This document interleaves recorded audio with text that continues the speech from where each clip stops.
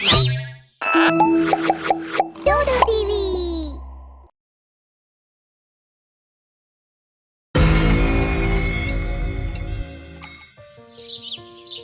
हमारे घर के पास एक औरत रहती थी, विमला, जो शादियों और महिला कार्यक्रमों में मेहंदी लगाने का काम करती थी।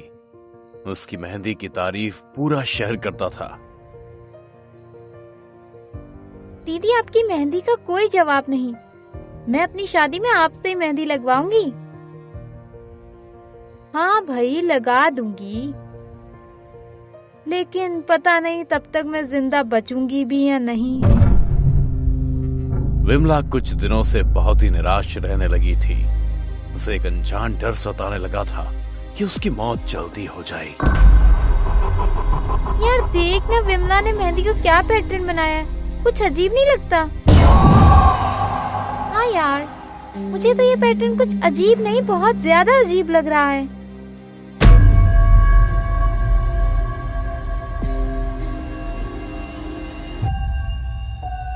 साहब, मेरी बच्ची को किसी ने मेरे भी से मार डाला।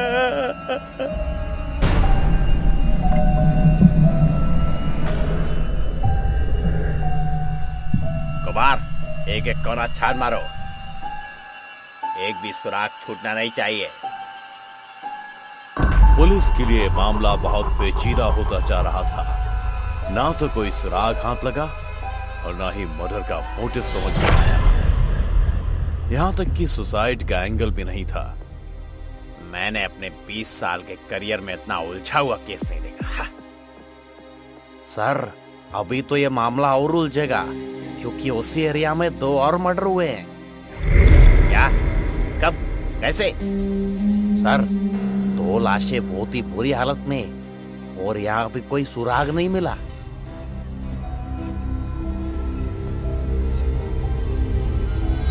एक के बाद एक कई मौतें होने लगी। पुलिस को हत्यारे का कोई क्लू नहीं मिल रहा था। और शहर के एक हिस्से में विमला के घर। विमला, ऐसी मेहंदी लगा दो कि इसका रंग कभी ना छूटे। हाँ? हाँ? हाँ हाँ, इस मेहंदी का रंग कभी नहीं छूटेगा।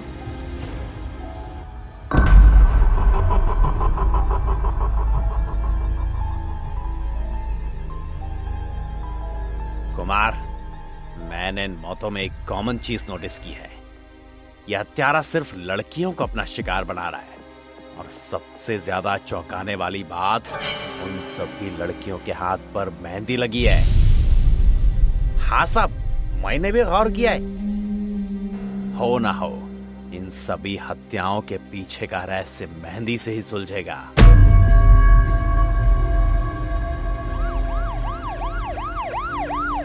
पुलिस ने उन सभी लड़कियों के घर वालों से दोबारा पूछताछ की, तो पता चला कि उन सभी लड़कियों ने मौत से 4 घंटे पहले मेहंदी लगवाई थी, और वो भी एक ही इंसान से।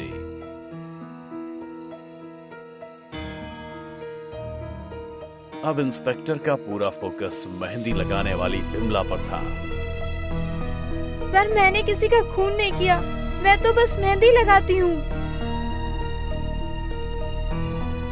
इस औरत पर मुझे संदेह है, इस पर कड़ी नजर। विमला का बर्ताव और उसके मेहंदी लगवाने आती लड़कियों की एक के बाद एक मौत होना कोई आम बात नहीं थी। अब तक शहर में ये बात फैल चुकी थी, और विमला से मेहंदी लगवाने अब कोई नहीं आ रहा था। इंस्पेक्टर, मेरी रोजी रोटी छीन कर तुमने अच्छा नहीं किया। तुम्हें इसका फल भुगतना पड़ेगा। अब तक शहर में 40 मौतें हो चुकी थी, लेकिन पुलिस के हाथों से हत्यारा बहुत दूर था। लेकिन तभी अचानक से एक मर्डर साइट पर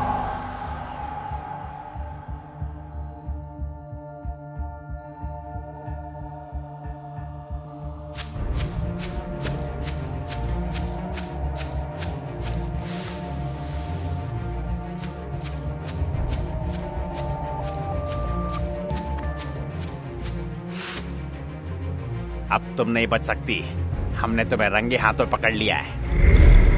मैंने कुछ नहीं किया, मैं निर्दोष हूँ। वो तो कानून तय करेगा कि तुम निर्दोष हो या एक सीरियल किलर। इसे वैन में बिठा और थाने ले चलो। साहब मुझे छोड़ दो, मैं निर्दोष हूँ। इंस्पेक्टर पर इन सब बातों का कोई असर नहीं हुआ और सिपाही विमला को वैन में बिठाने लगा। तभी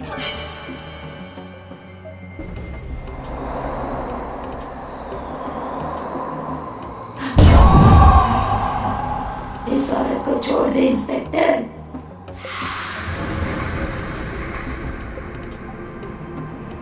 कौन हो तुम? नकाब हटाकर सामने आओ। क्यों, जिंदगी से मन भर गया है क्या? मैं आखिरी वार्निंग देता हूँ वरना शूट कर दूंगा। ये हसरत भी पूरी कर ले इंस्पेक्टर। इंस्पेक्टर ने कई फायर की लेकिन साई को कुछ नहीं हुआ।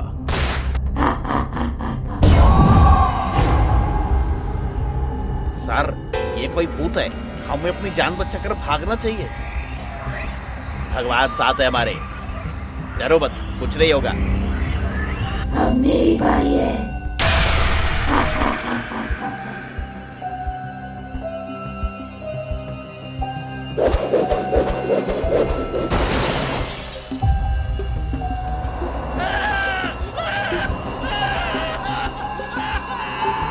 मेरा शिकार तो हमेशा कम उम्र की लड़कियां ही होती हैं, लेकिन तुमने मेरे मामले में अपनी टांग अड़ाकर अपनी मौत को बुलाया है।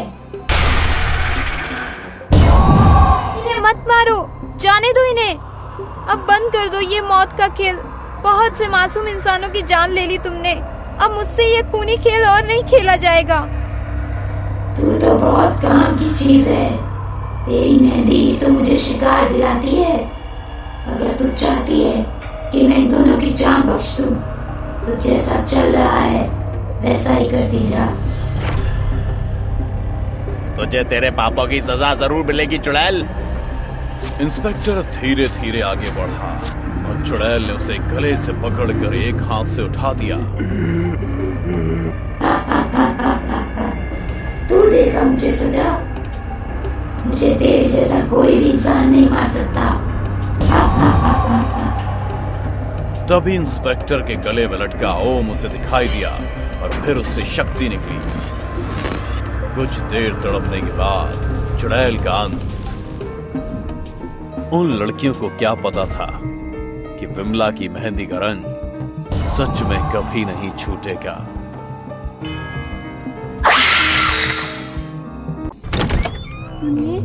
मेरी पायल कहीं खो गई है, उसे ढूंढने में मेरी जरा मदद करेंगे? ओके। आदमी झुककर ढूंढने लगा, तभी लड़की ने उस आदमी का बाल नोच लिया। अरे ये क्या कर रही हो? लड़की का चेहरा बदलकर भयानक हो गया। अब तू वही करेगा जो मैं कहूंगी। चल अब नाच कर दिखा। बस बहुत हुआ, अब मुझे तेरी कोई जरूरत नहीं, तुझे मरना होगा।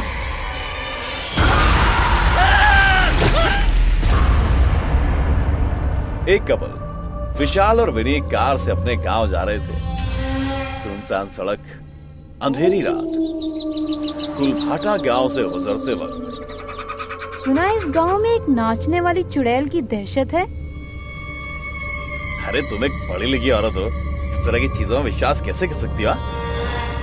जो सुना वही बता रही हूँ, बाकी रही बात विश्वास की, वो तो सबका अपना अपना। ये दोनों बातें करने में मशरूफ थी। तभी सड़क के सामने एक बूढ़ी औरत आते दिखाई दी।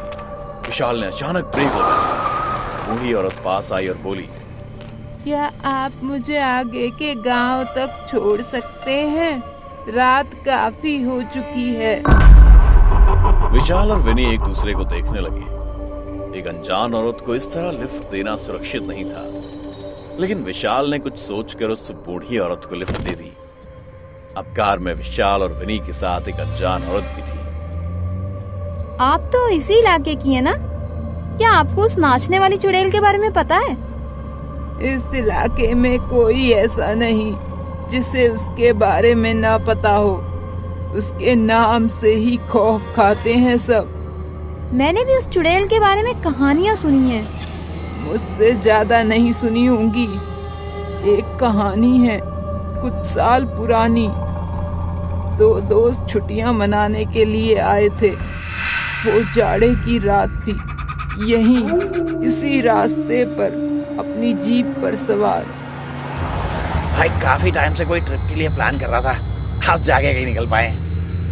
हाँ यार, इसी बहाने कम से कम काम से छुट्टी तो मिली। अचानक ही ब्रेक लगाया और रास्ते के बीच एक लड़की खड़ी रो रही है। ये लड़की इतनी रात को बीच रास्ते पर कर क्या रही है? क्या हुआ है? क्या हम आपकी कोई मदद कर सकते हैं? मेरे कानों का झुमका कहीं गिर गया है। सोने का था, बहुत महंगा था। प्लीज प्लीज रोइए मत, हम आपका झुमका ढूंढने में मदद करती हैं। यहीं कहीं होगा, अभी मिल जाएगा। जैसे ही वे दोनों झुमका ढूंढने के लिए नीचे झुके, लड़की ने उन दोनों के बाल नोच लिए और वो चुड़ैल बन गई। अब तुम दोनों मेरे गुलाम हो। मेरा मनोरंजन करो और इसके बाद खुद को खत्म कर लो। उन दोनों ने वैसा ही किया। नाचते रहे, फिर एक दूसरे को चाकू से मार लिया। वो दोनों लड़के उस चुड़ैल के मनोरंजन की बलि चढ़ गए। तो ये चुड़ैल सिर्फ अपने मनोरंजन के लिए लोगों को मौत के घाट क्यों उतार देती है? उस चुड़ैल की भी अलग कहानी है। बात कुछ साल पहले की है। गांव में मोहिनी नाम की नाचने वाली हुआ करती थी। उसकी सुंदरता पर पूरा गांव मोहित था। लोग उसके नाच से मनोरंजन तो किया करते, लेकिन कोई उसे खास इज्जत नहीं दिया करता। उस लड़की की जिंदगी नाचने गाने की दुनिया में चल रही थी। फिर उसकी जिंदगी में गांव के मुखिया का बेटा छोटे सरकार आया। मोहिनी, मैं तुम्हें बहुत पसंद करता हूँ और तुमसे शादी करना चाहता हूँ। मोहिनी को अभी तक वाहवाही तो खूब मिली थी, लेकिन किसी मर्द ने उसे अपने घर की इज्जत बनाने की बात कभी नहीं की।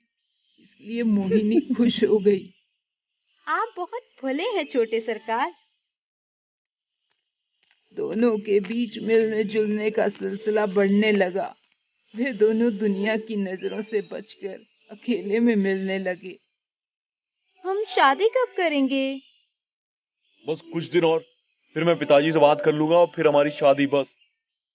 मोहिनी अपनी नई जिंदगी के बारे में सोचकर बहुत खुश थी, लेकिन अचानक ही उसकी सभी खुशियां छिन गई। कुछ दिनों बाद जब वे दोनों मिले। कब करेंगे हम शादी को? 1 साल से ज्यादा हो गया। शादी? और तुमसे? यार तुम तो खाली मेरे एंटरटेनमेंट के लिए हो। छोटे सरकार ने मोहिनी को धोखा दिया। मोहिनी ने रोते हुए अपनी बात पंचायत के सामने रखी, लेकिन किसी ने उसकी मदद नहीं की। अब मेरे पास कोई चारा नहीं, मैं अपनी जिंदगी खत्म कर लूंगी।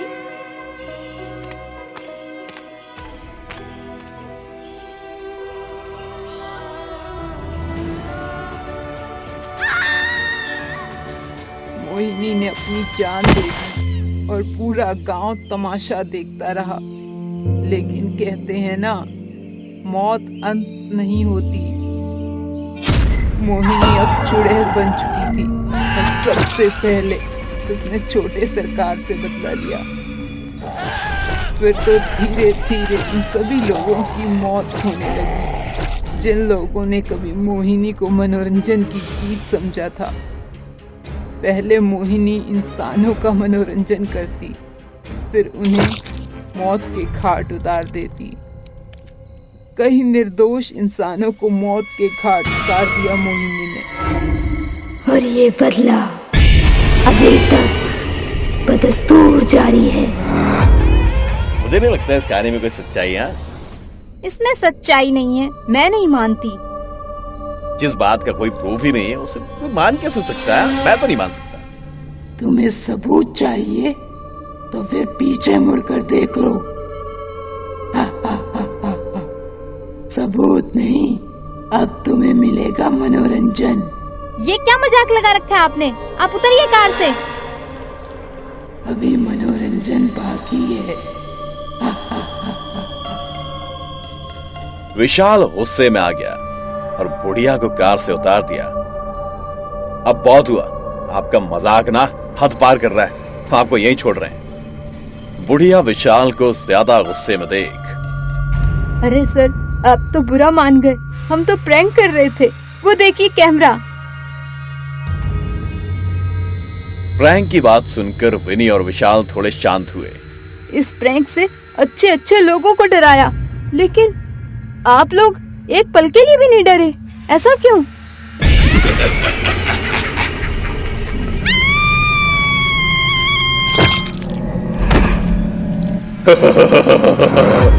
क्योंकि हम हैं छोटे सरकार और मैं मोहिनी। जिन लोगों ने उसे मनोरंजन की चीज समझा, अब उसका मनोरंजन उन सब की मौत बन गया। रोज की तरह रोहित अपने स्कूल से घर के लिए निकलता है। आज रोहित बहुत ज्यादा खुश है क्योंकि स्कूल टेस्ट में उसे बहुत अच्छे नंबर मिले और पूरे रास्ते यही सोचता हुआ जा रहा है कि जब वो मम्मी पापा को ये बात बताएगा तो वो बहुत खुश होंगे, उसे शाबाशी देंगे। तभी रास्ते में उसे एक पेंसिल मिलती है जो दिखने में बहुत ही प्यारी और कलरफुल है। ये पेंसिल तो बहुत अच्छी लग रही है, मैं इसे लेकर घर जाता हूँ, इससे आर्ट बनाऊंगा, लिखूंगा। ऐसा सोचकर रोहित पेंसिल को अपने बैग में डालकर अपने घर की तरफ चल देता है। रोहित एक 7 साल का बच्चा है जिसके घर में उसकी मम्मी प्रीति, पापा मोहन और छोटी बहन काजल है। घर पहुंचते ही रोहित अपनी मम्मी पापा को अपने नंबर बताता है और वो सुनकर खुश हो जाते हैं। मम्मी, बहुत भूख लगी है, कुछ खाने को दो ना।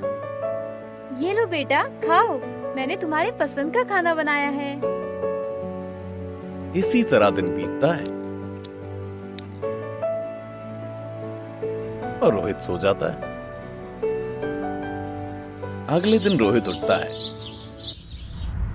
माँ, आज मुझे स्कूल नहीं जाना। क्या हुआ? तेरी तबीयत तो ठीक है?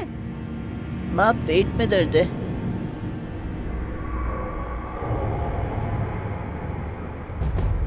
रोहित स्कूल ना जाने के लिए बहाने बना देता है और प्रीति भी उसकी बात मान लेती है। रोहित अपने कमरे में ही रहता है और कुछ ड्राइंग करता है।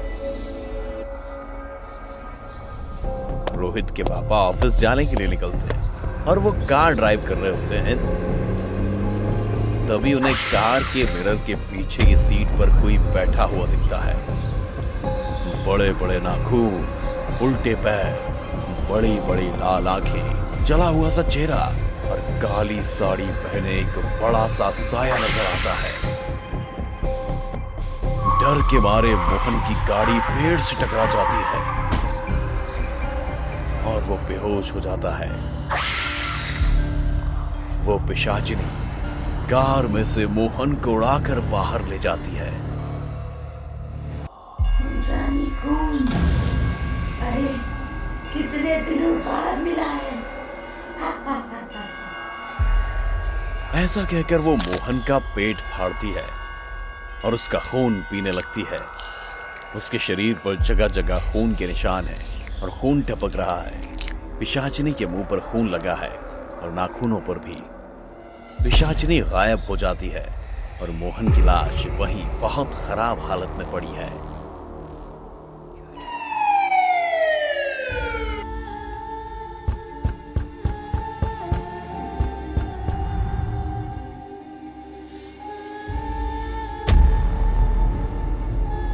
प्रीति दरवाजा खोलती है। क्या आप ये फोटो और ये सामान पहचानती हैं? हाँ, भैया आपके पास कहाँ से आया? सॉरी, पर ये हमें एक डेड बॉडी के पास मिला है। कार का नंबर है, एक मिनट रुकिए। PD2354। जी। ये तो मेरे पति की कार है। मुझे माफ कीजिएगा, पर अब वो इस दुनिया में नहीं रहे। प्रीति वहीं जोर जोर से रोने लगती है। इंस्पेक्टर वहां से चला जाता है। रोहित और काजल वहां आ जाते हैं। प्रीति उन्हें पकड़कर जोर जोर से रोने लगती है। इस घटना को कुछ दिन बीत जाते हैं। एक दिन प्रीति अखबार में पढ़ती है कि शहर में आजकल अचानक से बढ़ गई एक्सीडेंट की वारदात। अब तक कई गाड़ियों का हो चुका है एक्सीडेंट, और एक्सीडेंट स्पॉट के पास गाड़ी में बैठे लोगों की लाश बहुत ही खराब हालत में पाई जाती है। पुलिस एक जगह पर खड़ी है जहां 2 गाड़ियों का एक्सीडेंट हुआ है। 3 लोगों की लाशें पड़ी हैं और तीनों ही बहुत खराब हालत में हैं। इन लाशों को पोस्टमार्टम के लिए भेज दो और जगह सील कर दो। आज का केस मिलाकर अब तक कुल 18 ऐसे केस हो चुके हैं। समझ में नहीं आ रहा है क्या हो रहा है। इधर ये न्यूज पढ़कर प्रीति डर जाती है। कुछ देर बाद वो अपने बेटे रोहित को देखने उसके कमरे में जाती है। प्रीति देखती है कि रोहित कमरे में नहीं है और उसका कमरा बिखरा हुआ पड़ा है। ये सब इधर उधर पड़ा हुआ है और वो वहाँ इतने सारे कागज बिखरे हुए हैं। प्रीति उन शीट्स को उठाने आगे बढ़ती है तो देखकर हैरान रह जाती है कि उन शीट्स में 18 गाड़ियों की ड्राइंग बनी हुई है और अलग अलग शीट पर अलग अलग गाड़ियां हैं, और उनमें से एक गाड़ी का नंबर उसके पति का भी है जिसकी मौत हो चुकी है। प्रीति घबराकर रोहित को इधर उधर ढूंढती है।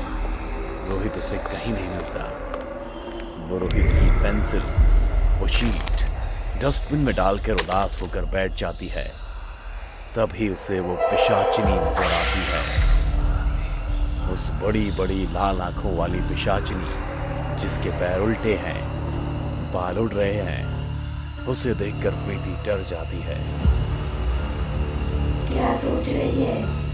यही ना कि ये क्या ड्राइंग है और तेरा बेटा कहाँ है? तो सुन, ये वो लोग हैं जिनका एक्सीडेंट हुआ, जिनका खून मैं पी गई, जिन्हें मैंने मार दिया, और अब मैं तेरे बेटे को लेकर जा रही हूँ, क्योंकि अब बस मुझे एक मासूम की बलि देनी है और फिर मैं श्राप से मुक्त हो जाऊंगी और ज्यादा ताकतवर हो जाऊंगी। मैं अकेले किसी को नहीं मार सकती थी अपने श्राप की वजह से, इसलिए मैंने तेरे बेटे की मदद ली और जिनको भी अपना शिकार बनाना चाहती थी मैं उन सब के बारे में उससे ये चित्र बनवाए, और बस तेरे बेटे की बलि और मैं हुई श्राप मुक्त। हा हा हा हा हा। ये ले, आखिरी बार अपने बेटे को देख ले। पिशाचिनी के हाथ में रोहित नजर आता है और फिर वो दोनों गायब हो जाते हैं। इधर प्रीति को कुछ समझ नहीं आता। तभी वो एक ओझा को फोन करती है। ओझा कुछ ही देर में वहां आ जाता है। प्रीति उसे पूरी बात बताती है। मेरे इस ओइजा बोर्ड से जब बुलाऊंगा मैं, चुड़ैल हो या पिशाचिनी, उसका हाथ पकड़ाऊंगा। ऐसा कहकर बाबा मंत्र पढ़ने लगता है। ओ पिशाचिनी, आ जल्दी से आ। वो ओइजा बोर्ड पर कुछ सिक्के, कुछ सीप और पत्थर रखता है और उन्हें इधर से उधर खिसकाता है। कुछ ही देर में वो पिशाचिनी वहां आ जाती है। ओझा, तूने मुझे नहीं अपनी मौत को बुलाया है। वो तो पता चल ही जाएगा कि किसकी मौत आई है। ओझा अपने मंत्रों की ताकत से अपना ओइजा बोर्ड पर कुछ बनाता है और वो पिशाचिनी दूर जाकर गिरती है। पर वो पिशाचिनी भी कम ताकतवर नहीं थी। इस बार वो अपने बड़े बड़े नाखूनों से ओझा को हवा में उठा लेती है और घुमाने लगती है। ओझा को भी कुछ जगह चोट लग जाती है। अरे ओ पिशाचिनी, तू मेरा कुछ नहीं बिगाड़ पाएगी। ऐसा कहकर वो ओझा अपनी शक्तियों से पिशाचिनी की कैद से छूट जाता है और एक अभिमंत्रित जाल पिशाचिनी के ऊपर फेंक देता है। वो पिशाचिनी चीखने लगती है। अरे बचाओ, बचाओ, ओझा, छोड़ मुझे। ये इस जाल में कैद है और फिर भी अभी तक भस्म क्यों नहीं हुई? तभी ओझा प्रीति से कहते हैं। प्रीति, वो पेंसिल लेकर आओ। प्रीति पेंसिल आती है और ओझा उसे तोड़ देता है। अरे इसे मत तोड़, मेरी जान इसमें है, मत कर, ऐसा मत कर। पेंसिल के तोड़ते ही पिशाचिनी जल जाती है और रोहित भी वापस आ जाता है। सब खुश हो जाते हैं।